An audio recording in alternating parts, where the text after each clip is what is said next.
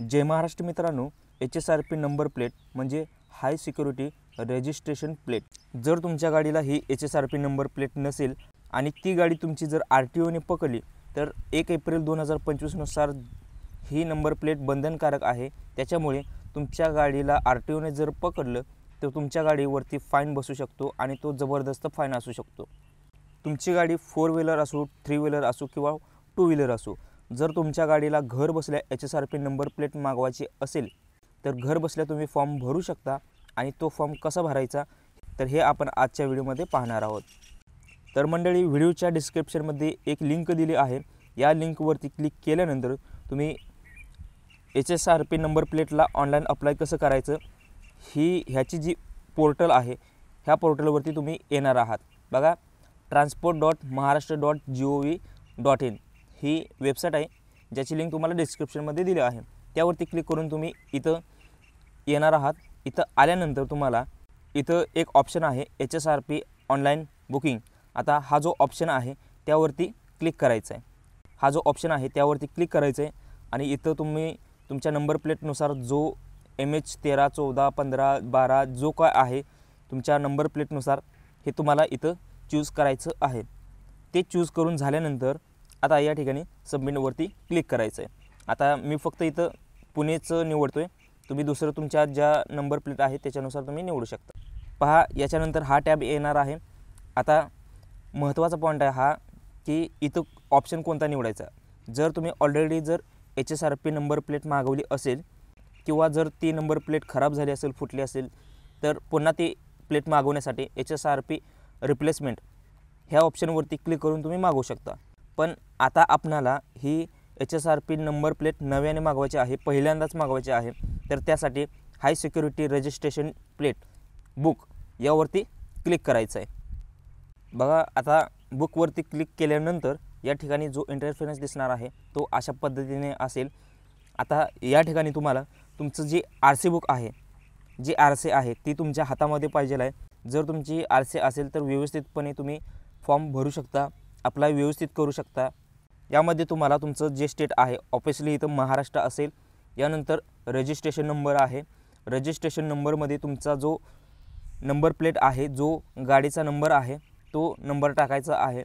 MH 13 CS वगैरे ज्या गोष्टी आहेत ते जसंच तसं डॉट वगैरे ज्या गोष्टी आहेत मध्ये जसंच्या तसं जसं RC बुकवरती आहे तसंच तुम्हाला नंबर प्लेट टाकायचा आहे। त्यानंतर तुमची CC नंबर टाकायचा आहे। आता हा जो CC नंबर आहे तो तुम्हाला RCवरती दिसणार आहे, ते सुद्धा तुम्ही पाहू शकता। त्यानंतर इंजिन नंबर जे तुम्हाला RCवरती आहे ते सुद्धा टाकायचं आहे। तुम्ही लास्टचे 5 डिजिटसुद्धा टाकू शकता, हे जे इंजिन नंबर आहे ते, किंवा तुम्ही पूर्ण इंजिन नंबरसुद्धा टाकू शकता। यानंतर मोबाईल नंबर टाकायचा आहे आणि कॅप्चा इथं टाकायचा आहे। कॅप्चा टाकून झाल्यानंतर क्लिक हेअरवरती क्लिक करायचं आहे। ह्या स्टेजला तुम्ही जर माहिती व्यवस्थित टाकली असेल मागं, तर आता ह्या टॅबवरती आल्यानंतर ह्या स्टेपला आल्यानंतर जी तुमची माहिती आहे ती ॲटोमॅटिक सगळी येणार आहे। जर कोणाची माहिती ॲटोमॅटिक नाही आली त्यांनी पुन्हा एक वेळ तुमचं RC बुक चेक करा, त्याच्यानुसार जी number plate, engine number, CC number जे आहे ती व्यवस्थित टाकलं आहे का बघा। जर तुम्ही व्यवस्थित टाकलं असेल, सबमिट केलं असेल, तर या ठिकाणी इथं तुमची जी माहिती आहे ते ॲटोमॅटिक येणार आहे। बघा, यानंतर तुमचं ओनरचं नाव जे RCवरती आहे तेच टाकायचं आहे। जे नाव आहे ते संपूर्ण टाकायचं आहे, स्पेलिंग मिस्टेक न करता। ईमेल ID असेल तर ईमेल ID टाका, जर नसेल तर हरकत नाही आहे। यानंतर तुमचा मोबाईल नंबर टाकायचा आहे आणि बिलिंग ॲड्रेस म्हणजे या ठिकाणी तुमचं जे ॲड्रेस आहे तो आधार कार्डनुसार तुमचा टाकायचा आहे। पहा, इथं ॲड्रेस टाकून झाल्यानंतर इथं नेक्स्टवरती क्लिक करायचं आहे। नेक्स्टवरती क्लिक केल्यानंतर या ठिकाणी जो इंटरफेस आहे त्यामध्ये तुम्हाला OTP जाणार आहे, तो OTP इथं सबमिट करायचा आहे।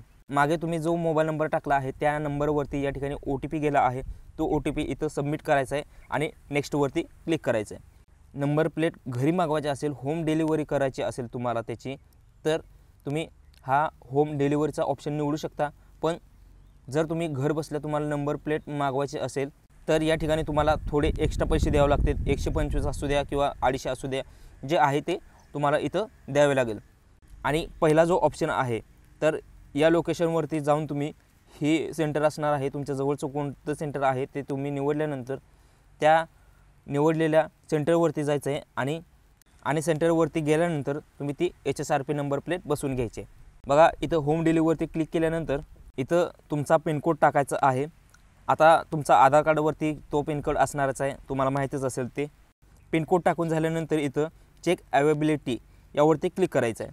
बघा जर तुमच्या एरियामध्ये जर हे होम डिलिव्हरीचा जर ऑप्शन नसेल तर इथं सांगितलं जात आहे currently service is not available in this area.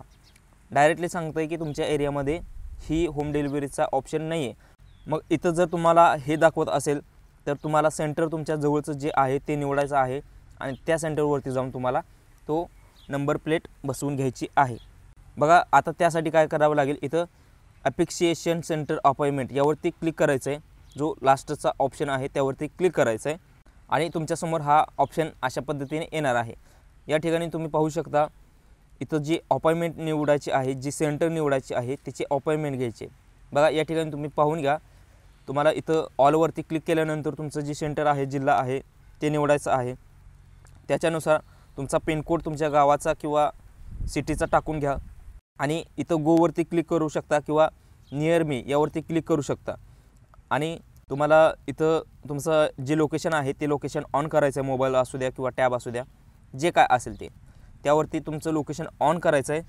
आणि इथं जे तुमचं अपॉइंटमेंटची जी सेंटर आहे ते सेंटर व्यवस्थितपणे बघून घ्या कोणतं आहे आणि या ठिकाणी जे तुम्हाला जवळचं पडत असेल ते चूज करायचं आहे. त्यासाठी कोणतंही एक बघा आणि जे तुम्ही निवडलं आहे ते चूज करण्यासाठी इथं कन्फर्म डीलर यावरती क्लिक करायचं आहे. कन्फर्म डीलर यावरती क्लिक केल्यानंतर तुमचं जे स्लॉट आहे म्हणजे जी तारीख आहे सेंटरची त्या तारखेला तो स्लॉट असणार आहे, ज्या स्लॉटमध्ये तुम्हाला बसायचं आहे. म्हणजे या ठिकाणी एक दिनांक असणार आहे, त्या तारखेला तुम्हाला जायचं आहे. ही स्क्रीनवरती दाखवतो आहे स्लॉट कसे आहेत बघा. आता ह्याच्यानुसार तुम्हाला ही डेट निवडायची आहे आणि त्या स्लॉटमध्ये तुम्हाला तिथं जायचं आहे. पहा इथं जी स्लॉट आहे, जो तारीख आहे ती तारीख निवडून झाल्यानंतर त्याचा जो टायमिंग आहे तुमच्या सोयीनुसार तुम्ही निवडून घ्या. अवेलेबल असेल तर तिथं अवेलेबलवरती क्लिक करा आणि इथं कन्फर्म अँड प्रोसीड यावरती क्लिक करायचं आहे. त्याच्यानंतर तुमची जी डिटेल आहे, जी बुक अपॉइंटमेंटची डिटेल आहे ती सगळी डिटेल इथं ऑटोमॅटिक येणार आहे.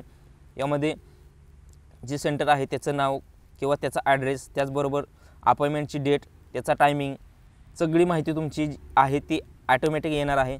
त्यानंतर कन्फर्म अँड प्रोसीड यावरती क्लिक करायचं आहे.